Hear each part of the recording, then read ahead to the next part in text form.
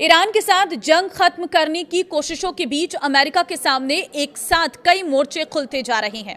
एक तरफ straight of Hormuz में जहाजों की आवाजाही लगभग ठप है और ईरान इसे अपने नियंत्रण में रखने पर अड़ा है। ताजा हालात क्या है, इस रिपोर्ट में आपको दिखाते हैं। नमस्कार, मैं हूं आपके साथ ममता तिवारी और आप देख रहे हैं न्यूज 18 का डिजिटल प्लेटफॉर्म। एक तरफ स्ट्रेट ऑफ हॉर्मुज में जहाजों की आवाजाही लगभग ठप है और ईरान इसे अपने नियंत्रण में रखने पर अड़ा है, तो दूसरी तरफ यमन के हूती लड़ाकों ने लाल सागर के बंदरगाह मोखा और सरकारी नियंत्रण वाले मारिब को निशाना बनाकर क्षेत्रीय तनाव और बढ़ा दिया है। अमेरिका के दबाव के बावजूद ईरान पीछे हटने को तैयार नहीं है और उसके सहयोगी संगठन भी अलग अलग मोर्चे पर दबाव बनाए हुए हैं। ईरान के डिप्टी विदेश मंत्री काजेम ने शनिवार को अमेरिका से संघर्ष में अपनी हार स्वीकार करने को कहा है। उन्होंने कहा है कि स्ट्रेट ऑफ हॉर्मुज ईरान की कमान में रहेगा और इसे सिर्फ राजनीतिक बयान या सैन्य ताकत के दम पर नियंत्रित नहीं किया जा सकता। रविवार को यह भी खबर आई है कि ओमान और ईरान में हॉर्मुज पर समझौता हो गया है। ईरान का रुख अमेरिका के लिए बड़ी चुनौती है। युद्ध से पहले रोजाना 130 से अधिक जहाज इस रास्ते से गुजरते थे, लेकिन शुक्रवार को केपलर के मुताबिक सिर्फ 2 जहाजों ने हॉर्मुज पार किया है। इसका सीधा असर तेल की कीमतों पर पड़ रहा है। ब्रेंट और WTI में इस हफ्ते करीब 6% और 5.4% की तेजी की संभावना बनी है।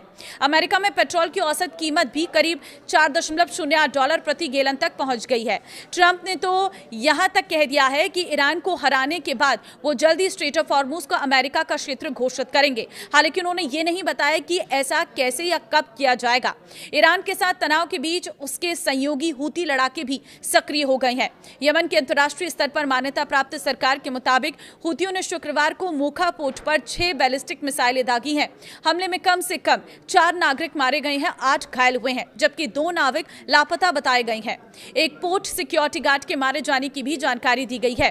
तस्वीरें और वीडियो में मोखा में आग और धुआं दिखाई दिया है।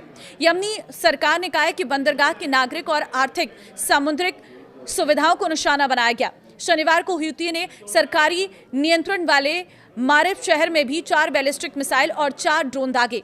अधिकारियों के मुताबिक हमलों में घर, वाहन को नुकसान पहुंचा है और एक नागरिक घायल हुआ है।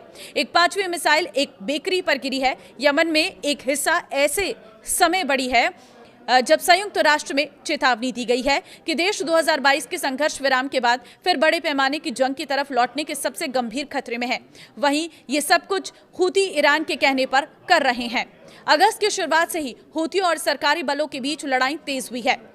अब सबसे बड़ा सवाल, अगर हॉर्मुज और बाब अल मंदेब दोनों रास्तों पर संकट बढ़ता है तो दुनिया पर इसका क्या असर पड़ेगा? सबसे बड़ा असर पड़ेगा तेल की कीमतों पर, क्योंकि हॉर्मुज से होने वाली तेल की आवाजाही में किसी भी बड़ी रुकावट से दुनिया भर में ऊर्जा बाजार पर दबाव पड़ सकता है। तेल महंगा हुआ तो इसका असर पेट्रोल डीजल के साथ ट्रांसपोर्ट महंगाई और रोजमर्रा की चीजों की कीमतों तक पहुंच सकता है। दूसरा असर होगा शिपिंग कास्ट पर। अगर जहाजों को खतरनाक समुद्री रास्तों से बचना पड़े तो उन्हें लंबे रास्ता तक करना पड़ सकता है। इससे समय और ईंधन दोनों की लागत बढ़ेगी और इसका असर आखिरकार आम लोगों की जेब पर भी आ सकता है।